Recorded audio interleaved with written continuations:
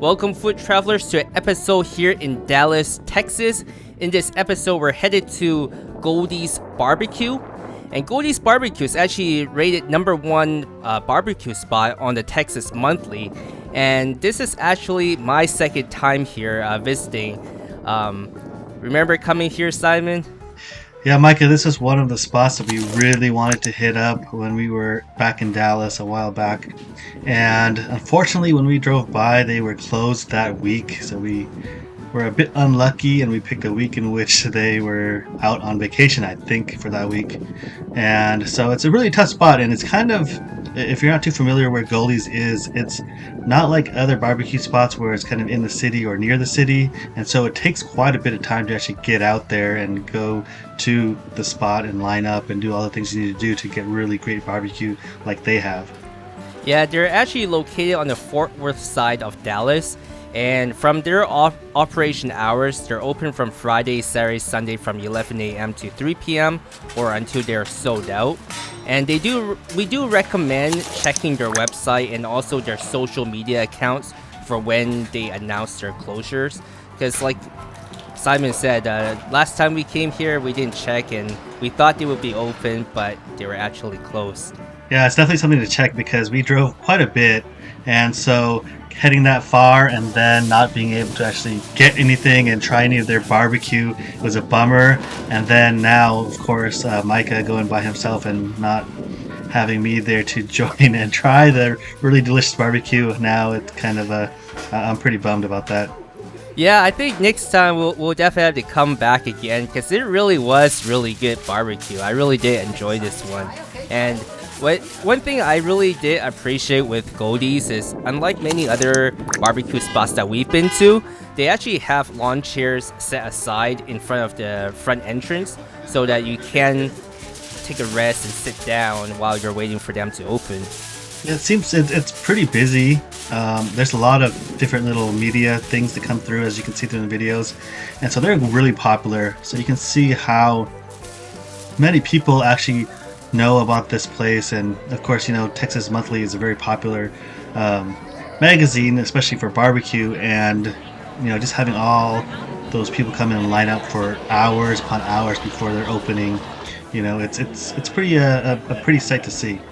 Yeah, so when I came here, I actually drove an hour from where I was staying. Then I waited in line for another 2.5 hours before they opened. And the guys in front of me, they actually drove all the way from Austin, Texas, and they arrived, I think, close to 6 a.m. So they've been waiting there for quite a bit, and I don't even know how long the people in the front, like first 5 people, were waiting for.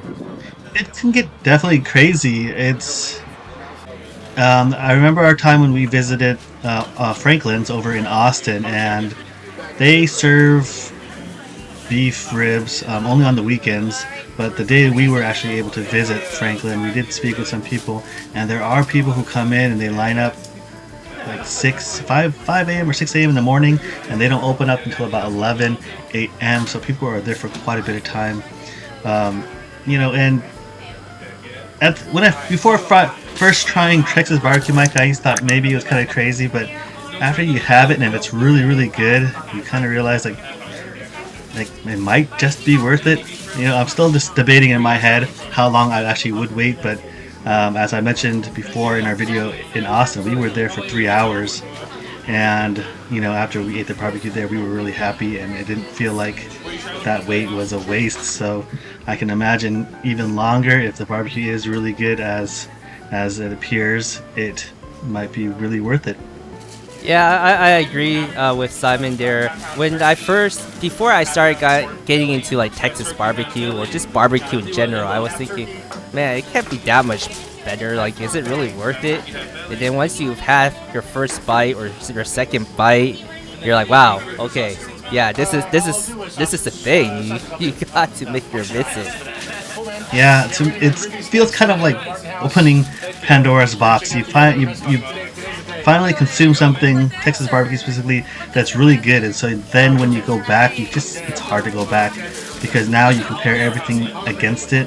And for those who are in Texas, they're really lucky because they're always around really great barbecue. But As everybody knows, we are up north, and it's a lot harder to find that really great barbecue. And so when you really do crave it and you want it, it's just hard to find. You have to kind of make your time, as we have done, and we do to come down to Texas and try all the great barbecue that they have there.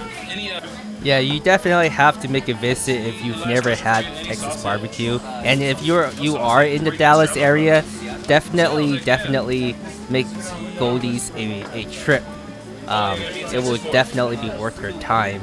And just to mention some of the things that I did order from this visit, I got the brisket, and I got the pork belly, I got pork ribs, and also the beef ribs. And then for the sides, I got lemon kale slaw, and for dessert, I had the banana pudding.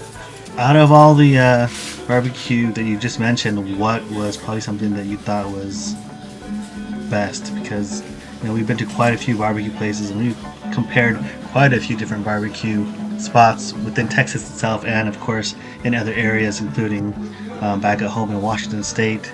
So kind of, how would you describe it, since they are number one?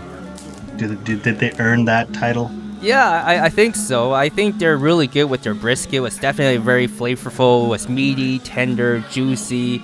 Great amount of like fattiness to it. It was not like lean. It had like a great smoke ring and bark. It was even good like the next day when I was warming it up for breakfast. Because with barbecue, you just can't eat that much in one sitting. Another thing I really liked here was that pork belly. I thought it was really tender, and it had really good, I guess, balance in terms of how the texture was. I actually came here with my mom, and she was giving it so much praise, and she's usually not one to really favor pork belly for the taste, but this one really knocked it out of the park. And I do also want to mention the pork belly here, they're actually made with the homemade peach glaze on the side, so it's really good with the peach glaze or even just by itself. Yeah, that's something I've kind of noticed. There's that our visit to Interstellar as well, and they had a peach glaze that they would glaze over too, and I really enjoyed that when I was having the pork bellies over at Interstellar. So there's definitely something with the combination of peaches and pork belly that actually makes it really good. So maybe that's just a thing, and hopefully more people will start doing pork belly, and maybe kind of creating a lot of different peach sauces to go with it. Yeah, I think that might be the trend, and hopefully we'll get to try more of that in the future visits for Texas barbecue. Another thing I did want to also mention was with this Goldees, they actually make their own bread, which I thought was pretty nice, and kind of different from a lot of the other Texas barbecue places we went to, because usually they just give you store-bought bread and it's not as fresh, but fresh bread there's something different about it. Yeah, definitely fresh bread. When with all the preservatives and everything that are added to food, especially in the U.S., where trying to keep food to last a long time, it's a little bit altered, and getting fresh foods, especially fresh baked goods, it doesn't happen too often. That's nice to hear. But overall, I really did like this one. I definitely would recommend anybody in Texas or never been to a Texas barbecue to try this one.